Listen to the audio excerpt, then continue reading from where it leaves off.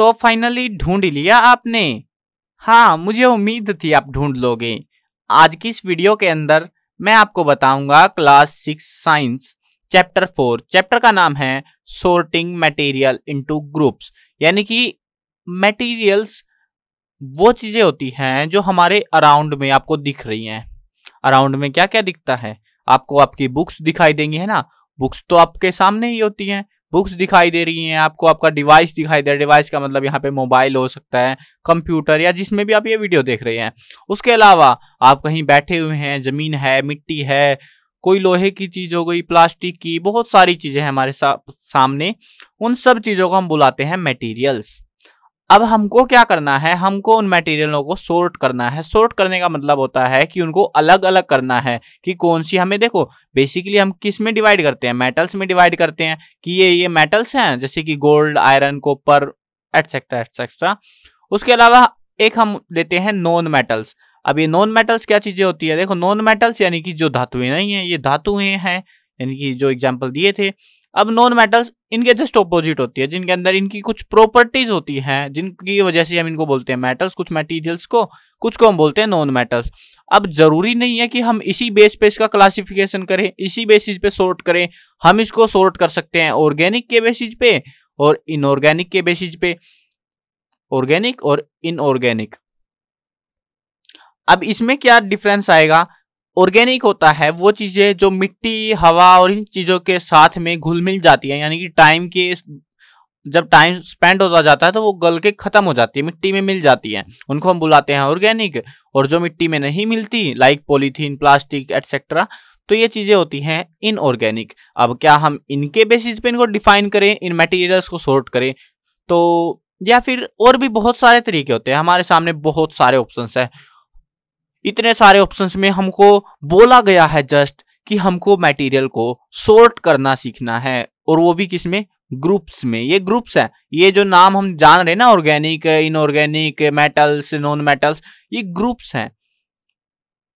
तो इनके हिसाब से सॉर्ट करें। अब यहाँ पे कुछ ऑप्शन, ये कुछ नाम दिखा रहे हैं, like cycle, cooking utensils, books, clothes, toys, water, stones and many other objects.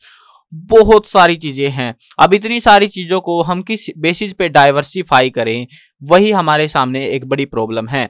अब देखते हैं हम किस बेसिस पे इनको डाइवर्सिफाई करते हैं। यहाँ पे कुछ पिक्चर्स दिखा रखी हैं, और ये तो बहुत ही कम चीजें हैं। आपके अराउंड में बहुत सारे ऑब्जेक्ट हो सकते हैं, तो हमको उन्हीं सारे ऑब्जेक्ट्स को डाइवर्सिफाई करना है, सॉर्टिंग करनी है। देखो, अभी यहाँ पे कुछ बता रखा है कि थाली के बारे में बता, object and materials they are made up of. हम ज्यादातर क्या करते हैं कि कोई भी ऑब्जेक्ट होता है उसको हम किस बेसिस पे डिफाइन करते हैं कि वो जो है ऑब्जेक्ट किस चीज से बना होता है, मेड अप ऑफ किस चीज से बना हुआ है वो। तो यहाँ पे जैसे एग्जांपल दे रखा है कि जैसे कि एक प्लेट होती है, थाली जिसको हम बुलाते हैं हिंदी में, तो वो स्टील से बनी हो सकती है, ग्लास की प्लेट हो सकती है, प्लास्टिक की प्लेट हो सकती है, या कोई अदर चीज, अदर मटेरियल की प्लेट हो सकती है। पेन मेटल का बना हो सकता है या फिर प्लास्टिक का। खास तौर पे प्लास्टिक का ही मिलता है अगर आपके हाथों में पेन है तो, है ना। तो इसी बेसिस पे, यानी कि वो चीज किस चीज से बनी हुई है, उसके बेसिस पे हम इसको डिफाइन कर सकते हैं कि ये जो मटेरियल के बेसिस पे जो बनी है, उस बेसिस पे हम चीजों को अलग कर ले कि स्टील की बनी हुई, या बोले तो मेटल्स की बनी हुई चीजें अलग कर लो, ग्लास की बनी हुई अलग कर लो, प्लास्टिक की बनी हुई अलग कर लो। और साथ में जो है ऑर्गेनिकली चीजें भी होती हैं, लाइक देखो, object that are made of these materials, यानी कि कुछ अलग चीजें भी होती है। जैसे वुड से क्या बनता है? देखो, चेयर बनती है, table, plough, bull cart and it's wheel. देखो, व्हील तो आजकल मेटल के बनते हैं, ये तो स्कैम है भैया, क्योंकि ये पुराने जमाने की किताबें, क्या ही बोले इनके बारे में, है ना। तो व्हील्स तो नहीं बनते, व्हील्स जो है रबड़ के बने होते हैं, वुड से नहीं बनते। पहले बनते थे, आज के टाइम पे नहीं बनते, ठीक है। पेपर, अब पेपर से बुक्स बनती है, नोटबुक्स बनती है, न्यूज़पेपर बनते हैं, टॉयज बनते हैं, कैलेंडर्स बनते हैं, कितनी सारी चीजें बनती हैं। अब आगे इसको ग्रुप को कंटिन्यू करते हैं। लेदर से क्या क्या बनते हैं आपके, जो है कुछ वियरेबल आइटम्स, लाइक बेल्ट होती हैं, या सीट कवर्स वगैरह, ऐसी चीजें, ग्लव्स वगैरह, ये चीजें बनती है इनसे। प्लास्टिक से तो आपको पता ही है, बहुत सारी चीजें बनती है। आपके अराउंड में बहुत सारी चीजें आपको देखने को मिल जाएंगी। कॉटन से कपड़े बनते हैं। उसके अलावा जो है खास तौर पे कपड़े ही बनते हैं, ठीक है। बाकी भी है थोड़ा बहुत यूजेज है, लेकिन मेजर यूज जो है कॉटन का वो इसी में होता है। तो इसी बेसिस पे है। अब आगे देखते हैं हम किस हिसाब से, मतलब इतने सारे ऑप्शंस आ चुके हैं यार हमारे पास में, अब क्या करें हम, किस बेसिस पे इनको डिफाइन करें कि ये मटेरियल को सॉर्ट करें और हमको सुविधाएं हो। देखो सॉर्ट हम क्यों करते हैं, सबसे बड़ा सवाल तो ये होता है कि जो सॉर्ट किया जाता है मटेरियल, करे ही क्यों हम, हमें जरूरत ही क्या पड़ गई सॉर्ट को करने की, यानी कि अलग अलग करने की क्या जरूरत है। इसका फायदा ये होगा कि हम को ढूंढना आसान रहेगा कोई भी चीज अगर हमको फाइंड आउट करनी है। इसीलिए हम जो है जब भी कभी सॉर्ट करेंगे हम प्रॉपर्टीज को देख के सॉर्ट करते हैं, उससे हमें बहुत फायदा होगा। बाकी तरीकों से सॉर्ट करो आपको क्या फायदा, हम सॉर्ट करेंगे ताकि हमें फायदा हो, हमने अपने लिए सॉर्ट किया है, किसी और के लिए थोड़ी ना किया है। तो हम जो है हमारी प्रॉपर्टी, हम प्रॉपर्टीज देखेंगे मटेरियल की और उसके बेसिस पे इसको सॉर्ट करेंगे। यहाँ पे कुछ एग्जांपल दिए गए थे, लाइक कि आपके घर में किचन होगा, किचन में आपको जो है पता होगा कि कुछ एरिया होता है जहां पे, मार्कर थोड़ा सा बड़ा कर लेते हैं हम, पतला हो गया था कोई ना। देखो कुछ एरिया होते हैं जहां पे जो है पल्सीज रखी होती है, पल्सीज जो है यानी कि दालें, दाल जो है एक पर्टिकुलर एरिया, लाइक ये हमारा एक एरिया हो गया जहां पे एक रैक बना हुआ है, रैक मतलब ये टेढ़ा हो गया थोड़ा सा, कोई ना काम चला लेना, हैंड राइटिंग ऐसी है अपनी, है ना। तो ये एक रैक बना हुआ है जिसके अंदर बहुत सारे डिब्बे हैं, तो आपने क्या किया, पल्सीज उठाई और इस वाले डिब्बे में रख दिया। अब आपको कभी भी जरूरत पड़ी, आपको पल्सीज के अंदर बहुत सारी कैटेगरीज आती हैं, है ना, चने की दाल हो गई, मूंग की, मिश्री की, और भी बहुत सारी दालें होती हैं, तो उनमें आपने वो उन सारी दालों को उठाया और इस वाले डब्बे में रख दिया, भर के रख दिया। अब दूसरा डिब्बा उठाया, मतलब किचन इतना बड़ा है, कौन सा पल्सीज पल्सीज भरी हुई है, वहां पे आपको कुछ ईटेबल मटेरियल भी है, लाइक कि आपको घी रखना है, घी भी कई तरीके के होते हैं, मतलब शुद्ध घी, खराब घी, नकली घी, अलग अलग टाइप का। तो जो भी घी है मान लो आपने इस वाले डिब्बे में रख दिया, ठीक है। उसी हिसाब से अगर हम आगे देखते हैं तो हमने क्या किया, कुछ और मटेरियल्स उठाए, लाइक कि वेजिटेबल्स उठा ली, वेजिटेबल्स, ठीक है, वेजिटेबल को हमने उठा के इस वाले डिब्बे में रख दिया, इस वाले डिब्बे में क्या रख दिया हमने, वेजिटेबल्स रख दी। ऐसे ही हम कितने सारे ग्रुप बना सकते हैं, तो हमें कितना फायदा होगा इस ग्रुप को बनाने का, आप खुद सोच के देखो थोड़ा सा, कि हमने एक ग्रुप बनाया जिसके अंदर हमें पता है भैया दालें हैं इधर, हमें दाल चाहिए तो हम कहाँ जाएंगे, इधर जाएंगे। हमें घी चाहिए, इधर वाले डिब्बे में देखो, इधर वेजिटेबल्स रखी हुई हैं, जो भी वेजिटेबल चाहिए इधर से उठा लो। उसके अलावा अगर आपको कोई मसाले चाहिए, मान लो कि आपको अभी मसाला चाहिए, कोई मसाले की जरूरत पड़ गई, तो आपने यहाँ वाले डिब्बे में मान लो मसाले भर रखे हैं सारे, जो भी होता है गरम मसाला, ठंडा मसाला, नमक वमक सब इसमें भर रखा है, तो आपको मसाला चाहिए, इस वाले एक छोटे से डिब्बे को देखो, आपको पूरे एरिया को पूरे को छानने की जरूरत नहीं है कि कहाँ घूम गया मेरा सामान, मुझे तो ये गरम मसाला चाहिए था, तब तक पता लगे कुछ सामान जल गया आपका जिसको बना रहे हो।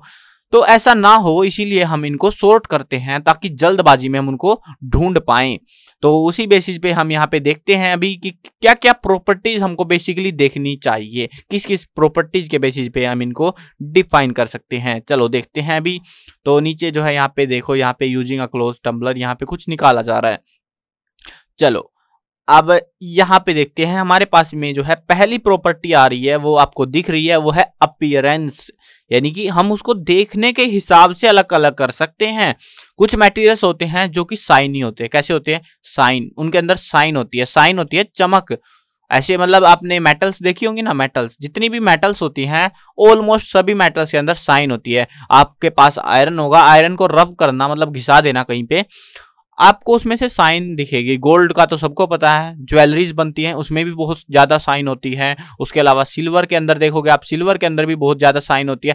ऐसे बहुत सारे एग्जांपल्स हैं, तो हम जो है उनको खास तौर पे बोल सकते हैं कि अपीयरेंस के बेसिस पे डिफाइन कर सकते हैं, सॉर्ट कर सकते हैं एक ग्रुप के अंदर कि ये जो मटेरियल्स हैं ये साइन कर रहे हैं, ये जो मटेरियल्स हैं ये डल है, ये साइन बिल्कुल नहीं करते, घटिया मटेरियल। अब यहाँ पे एक एक्टिविटी दिखा रखी है, लाइक आपके पास डिफरेंट मटेरियल्स है, paper, cardboard, wood, copper wire, aluminium sheet, chalk. अब आपको डिफाइन करना है कि किसके पास में साइन है और कौन सा जो है डल है, यानी कि धुंधला है, उसके अंदर कोई भी साइन नहीं मिलेगी। देखो पेपर, कागज के अंदर कोई साइन होती है ना, नहीं होती। कार्डबोर्ड नहीं होती, वुड नहीं होती, कॉपर वायर होती है भैया, होती है, बिल्कुल से होती है, चौक नहीं होती, एल्यूमिनियम शीट होती है।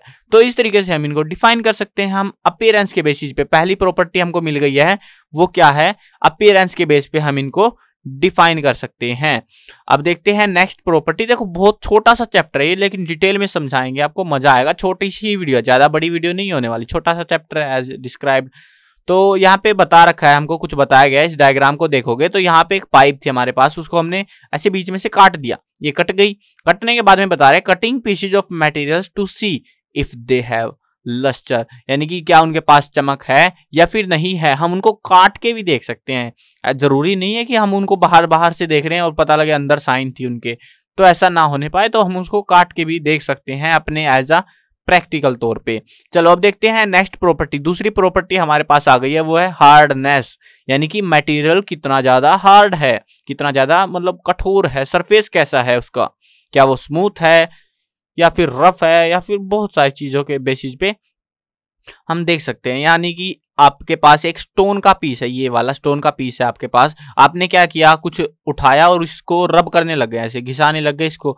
अब आपने घिसा तो दिया इसको, घिसाने के बाद में आपको क्या मिला, क्या ये ब्रेक हुआ, क्या इसके ऊपर से कुछ डिफरेंस दिखा या नहीं दिखा? अगर नहीं दिखा, जितना कम इम्पैक्ट पड़ेगा रबिंग का, यानी कि जो है इम्पैक्ट, मान लो कोई भी चीजें होती है, बहुत अलग अलग मटेरियल्स होते हैं, जितना कम रब होगा, मतलब आपने फोर्स लगाया पूरा लेकिन उसको वो रब नहीं हुआ एक्चुअली में, उसको ऊपर कोई डैमेज नहीं आया, तो जितना कम डैमेज आएगा वो मटेरियल उतना ही ज्यादा हार्ड होगा। अगर मटेरियल को आपने घिसाया, जैसे चोक है, चोक का क्या होता है, चोक का सीन आपको पता है, टीचर बोर्ड पे लिख रहा है ऐसे जस्ट सिंपल कुछ कुछ लिख रहा है और लिखते लिखते जो है वो चोक घिसता जा रहा है, घिसता जा रहा है, तो आप क्या बोलोगे, क्या वो चोक जो है बहुत ज्यादा हार्ड है? नहीं है ना हार्ड, वो हार्ड है बट इतना ज्यादा भी नहीं है कि उसको जो है फ्रिक्शन का जो है इम्पैक्ट ना पड़े उधर कोई भी।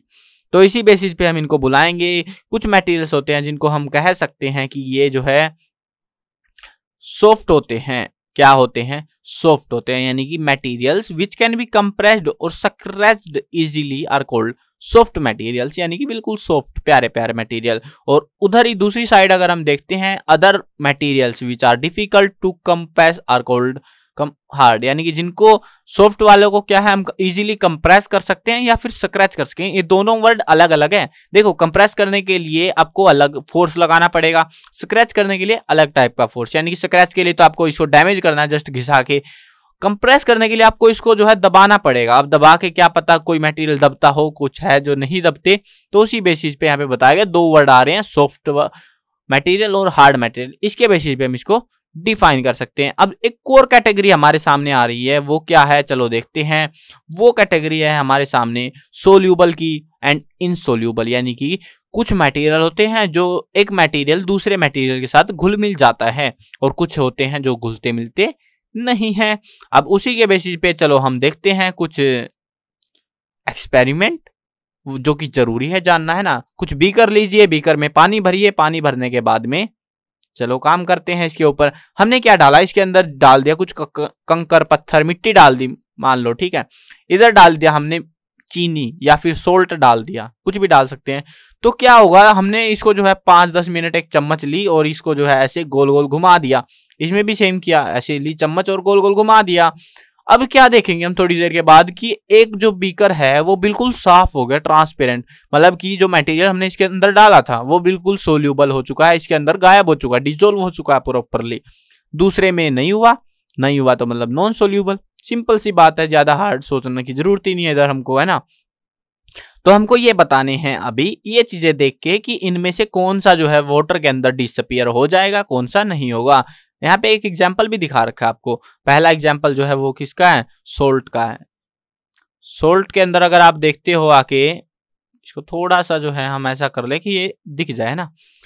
तो सोल्ट के अंदर अगर हम देखते हैं तो disappear completely in water, water के अंदर आओगे और कंप्लीटली वो डिसअपियर हो जाएगा। सुगर, सुगर भी सेम है, जैसा ये है वैसा ये है। रेत, अगर रेत डालोगे तो ये डिसअपियर नहीं होगा, चोक पाउडर डालोगे तो भी डिसअपियर नहीं होगा। सो डस्ट, ये क्या होता है भैया, शायद कोई धूल मिट्टी होगी ये भी, आई थिंक, तो मतलब धूल टाइप का ही होता है ये कुछ, तो ये भी प्रॉपरली सोल्यूबल नहीं होता।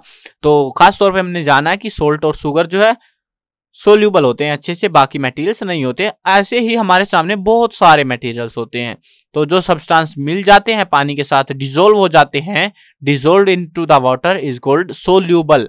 ये पूछा जा सकता है एग्जाम्स में कि सोल्यूबल मटेरियल्स क्या होते हैं, एक आध एग्जाम्पल दे दो या फिर उनको आइडेंटिफाई करो कि कौन सा सोल्यूबल है कौन सा सोल्यूबल नहीं है। ये जस्ट आपकी थिंकिंग के ऊपर डिपेंड करता है कि आपको देखना है बस कि क्या वो जो आइटम है, जो मटेरियल है, क्या वो घुल मिल पा रहा है या नहीं घुल मिल पा रहा है। और जो नहीं होते, the substances are called insoluble, जो कि लॉन्ग टाइम बिताने के बाद भी डिसोल्व नहीं होते, तो उनको बोलते हैं इनसोल्यूबल मटेरियल्स। चलो अब नेक्स्ट टॉपिक देखते हैं। इधर नेक्स्ट टॉपिक क्या आ रहा है हमारे पास में, यहाँ पे कुछ एक्टिविटीज वगैरह भी है। यहाँ पे देखो ये lemon juice, mustard oil, coconut oil.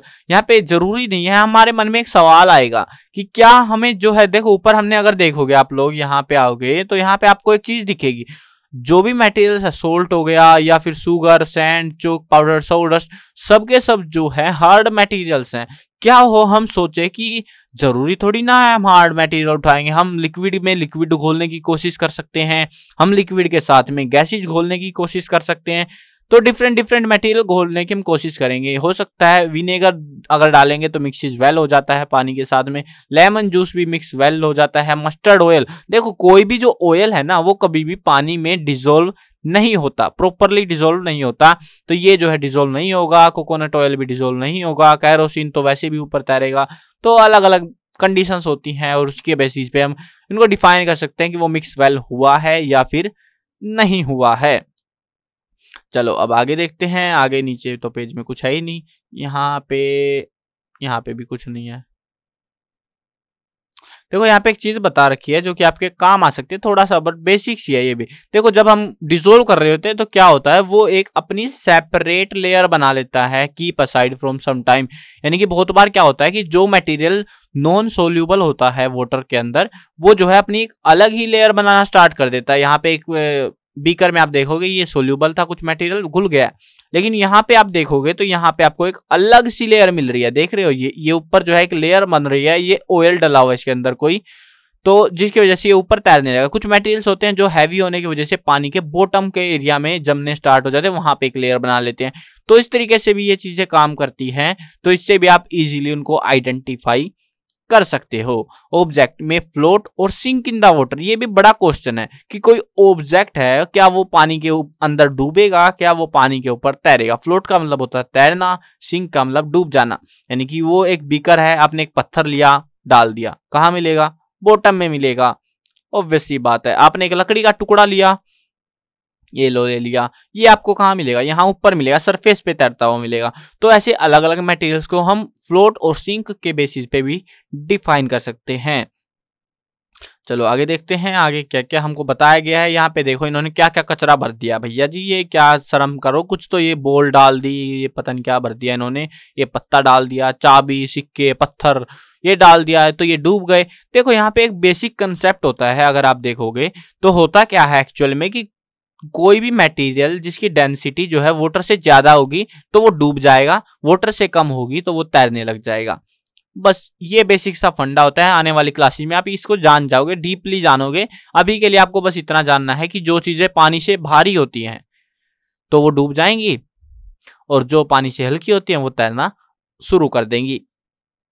अब यहाँ पे देखते हैं, यहाँ पे कुछ और चीजें भी हमको बताई गई है। ट्रांसपेरेंसी, एक नया वर्ड आ रहा है, ट्रांसपेरेंसी। इसके बेसिस पे भी हम मटेरियल्स को डिफाइन कर सकते हैं। कुछ मटेरियल्स होते हैं जो ट्रांसपेरेंट होते हैं और कुछ नहीं होते। ऑब्वियस सी बात है, आप एक आइस का पीस लीजिए और बर्फ के टुकड़ा, मोटा टुकड़ा है आपके पास में, जैसे कि यहाँ पे आप देख पाओगे, तो यहाँ पे ये जो है बूझों ने उठा रखा है, ये एक मोटा सा बर्फ का टुकड़ा है, वो घिस गया पानी, मतलब पतला हो गया वो उसके बाद और पतला हो गया वो। अब आप देखोगे कि इसमें से तो इसका मुंह दिख ही नहीं रहा था, कुछ भी नहीं दिख रहा है ना, इसमें से थोड़ा थोड़ा बलरी बलरी सा दिखने लग गया, इसमें से बिल्कुल साफ दिखाई दे रहा है। तो इसी टेक्निक को बहुत जगहों पे इस्तेमाल किया जाता है। खास तौर पे अगर आप इसको देखते हो तो आप कहाँ पे पाओगे इसको, ये जो ट्रांसपेरेंसी जो वर्ड है इसके बेसिस पे बहुत सारे यूजेस है। खास तौर पे दुकानों के अंदर इस तरीके से डिब्बे रखे होते हैं ना, जाओ दुकान में जाके अपनी मनपसंद जो है कुरकुरे, चिप्स, टॉफियां उठा लो भैया, उठा लो, खा लो टॉफियां चॉकलेट वगैरह। तो वो क्यों होते हैं? ताकि आप जाओ, जाते ही देखो ओ भैया इसमें टॉफियां रखी हुई है, इसमें भी, इसमें ये हमारे काम का नहीं है, अरे कबाड़ ये तो ये वाला लूंगा मैं, तो ये मीठी टॉफियां है ना। तो ये क्या होता है, ये टोटल जो प्रॉपर्टी होती है ये ट्रांसपेरेंसी के बेसिस पे तो होती है। ये जो भी रखे होते हैं, क्यों इनको जो है ऐसे कंटेनर में नहीं डाला जाता कि जिससे इनके आर पार नहीं देखा जा सकता। लाइक कि आपके पास एक वुडन बॉक्स है, उसमें डाल दो, देखो इन्होंने नीचे भी ग्लास लगा रखा है, वुडन बॉक्स में से नहीं देख सकते। तो इनको अगर सेलिंग करनी है तो इनको आपको दिखाना पड़ेगा कि हाँ हमारे पास ये चीजें हैं, तुम कौन सी खरीदना चाहते हो। तो इसका भी अच्छा खासा यूज है और इसके बेसिस भी है। देखो मटेरियल्स जो है अलग अलग टाइप के हो सकते हैं। ट्रांसपेरेंट मटेरियल जरूरी नहीं है कि आपके पास सिर्फ ग्लास हो, ग्लास के अलावा जो है यहाँ पे प्लास्टिक भी होती है, ट्रांसपेरेंट प्लास्टिक। जैसे ये प्लास्टिक के डिब्बे तो ये आधे, ये वाला कांच का है, ये वाला ये कांच के डिब्बे हैं, ये प्लास्टिक के हैं। तो प्लास्टिक भी ट्रांसपेरेंट होती है, ग्लास भी ट्रांसपेरेंट होता है। तो प्लास्टिक, हर प्लास्टिक ट्रांसपेरेंट नहीं होती। जैसे आपको ऊपर ढक्कन दिखाई दे रहे हैं, ये ट्रांसपेरेंट नहीं है। तो इस तरीके से हम इनको डिफाइन कर सकते हैं। चलो नेक्स्ट टॉपिक देखते हैं। नेक्स्ट टॉपिक हमारे पास क्या आता है, एक और वर्ड आ रहा है, बहुत ही प्यारा सा वर्ड है जिसका नाम है ट्रांसल्यूसेंट। अब ये ट्रांसल्यूसेंट क्या होता है? The material through which object can be seen but not clearly. Blurry blurry, हमने 3 कंडीशन जानी ना, देखो अभी ऊपर जाके दिखाता हूं आपको। ये आ गए हम ऊपर, और ये वाली कंडीशन देखो आप, ये वाली, इसमें आपको दिख रहा है, हाँ जी दिख रहा है, लेकिन धुंधला धुंधला सा है, आंखें खराब सी लग रही है मेरे को मेरी। तो वही हालत है, उसको हम बोल रहे हैं वहां पे, उसी की डेफिनेशन है ये, इसी वर्ड की, ठीक है, जिसको हम क्या बोल रहे हैं, ट्रांसल्यूसेंट बोल रहे हैं। यानी कि हमें दिख तो रहा है लेकिन साफ साफ नहीं दिख रहा। जैसे कि आप अगर नीचे आके देखते हैं हम लोग यहाँ पे, तो आप देखोगे हमने टॉर्च रखी अपने हाथ के ऊपर और हमें लाइट दिखाई दी। क्या हमें साफ साफ लाइट दिखाई दी? नहीं दी, हाथ था, ब्लरी ब्लरी सी दिख रही है, बट दिख रही है ना। तो ये क्या है, ये ट्रांसल्यूसेंट वाला एग्जाम्पल हो जाएगा, थोड़ा थोड़ा सा, ठीक है, मिलता जुलता सा बोल सकते हो, धुंधला धुंधली सी है, धुंधला धुंधली कंडीशन है यहाँ पे, साफ साफ नहीं है। तो ऐसे ही बहुत सारे यूजेस हैं इसके भी अलग अलग। मतलब कई बार क्या होता है, हमको जो है गर्मियों के टाइम पे या सर्दियों के टाइम पे शेड चाहिए होता है। खासतौर पे गर्मियों में अगर देखोगे आपको शेड चाहिए, लेकिन प्रॉपरली शेड भी नहीं देना चाह रहे, तो आप बलरी टाइप के जो है यूजेस कर सकते हो, ग्लास वगैरह, बलरी ग्लासेस प्लास्टिक आती हैं, तो अलग अलग यूजेस होते हैं, अलग अलग पर्पसेस के हिसाब से, तो वो चीजें होती हैं। अभी जो है आगे तो कुछ नहीं है इसका। हाँ एक वर्ड और आ रहा है, योर, देखो यहाँ पे palm of your hand is opaque, transparent और ट्रांसल्यूसेंट, ये जो है धुंधला टाइप का ही है। इसको हम क्या बोलेंगे अभी, ट्रांसपेरेंट बोले कि ट्रांसल्यूसेंट बोले? ये जो हाथ है, हमने जो डायग्राम देखा है अभी अभी जस्ट, तो इसको हम क्या बुलाएं बताओ? अभी क्या बुलाना चाहोगे आप इस हाथ को? ट्रांसपेरेंट बुलाओगे? क्या आपको आर पार दिख रहा है? सब कुछ नहीं दिख रहा, हड्डियां दिख गई इसके आर पार निकल के, कुछ नहीं दिख रहा ना आर पार तो इसका, लेकिन दिख रहा है, कुछ कुछ दिख रहा है बट पूरा नहीं दिख रहा। तो वो चीजें हैं यहाँ पे। तो ये थे आपके बेसिक्स, कुछ जो इस चैप्टर के अंदर जो वर्ड्स हैं जो यूज किए गए हैं, हम इनको दोबारा मोटा मोटा जान सकते हैं। हार्ड क्या होता है, इनसोल्यूबल क्या होता है, लस्टर क्या होता है। देखो आपको अगर ये कितने 2 4 5 10 है ये टोटल, और ये 10 के 10 अगर आपको समझ आ गए ना, तो समझ जाओ आपका पूरा चैप्टर समझ आ गया, इससे बाहर कुछ नहीं है। खास तौर पे इनकी डेफिनेशन या इनके बेसिस पे सेपरेशन आपसे, सोर्टिंग करना आपसे पूछा जा सकता है, ठीक है। बाकी मैं नोट्स वगैरह और इसके साथ में क्वेश्चन आंसर रिटर्न में, ठीक है, वो सारी चीजें मैं आपको प्रोवाइड कर दूंगा। इंपॉर्टेंट क्वेश्चन जो एग्जाम में पूछे जा सकते हैं, पूछे जाते हैं, एमसीक्यूज, ये सारी चीजें आपको हमारी वेबसाइट पे मिल जाएंगी। वेबसाइट पे जा सकते हो, cclchapter.com, यहाँ पे जाओगे तो आपको मिल जाएगा, ठीक है। यहाँ पे जाके आप अपना जो है मनपसंद कंटेंट ढूंढ सकते हो। उसके अलावा अगर आपका मन नहीं कर रहा कि भैया कहाँ सर्च करेंगे, हम एक काम करो, लिंक जो है मैं डिस्क्रिप्शन में दे रहा हूँ, वहां पे जाओ और वहां से जाके भी आप इजीली जो है इस साइट पे जाके अपना जो काम है वो कर सकते हो। बाकी हाँ, इनसे जो है ये जो डेफिनेशंस हैं, इनकी सारी की डेफिनेशंस उधर मिल जाएंगी शॉर्ट में, 2 या 3 मिनट में आप चैप्टर खत्म कर सकते हो। उससे बाहर चैप्टर में कुछ होता भी नहीं है, छोटे छोटे चैप्टर हैं। टाइम इसीलिए लगाया ताकि आपको हर एक वर्ड के बारे में डिटेल में कुछ समझ आए कि वो क्या चीज है एक्चुअल में, है ना। तो ये था आपका चैप्टर के अंदर। चलो वीडियो करते हैं खत्म, मिलते हैं एक नई वीडियो के अंदर। मैं कवर करने वाला हूँ क्लास 6, 7, 8, 9, 10, 11, 12, हर क्लास की वीडियोस यार। आने वाला समय बहुत सुनहरा होने वाला है, मजा आने वाला है। तो सब्सक्राइब कर लो और साथ में घंटी जरूर दबा लेना ताकि कोई अपडेट आए आपके काम का हो तो आपको बिल्कुल टाइम से मिल जाए।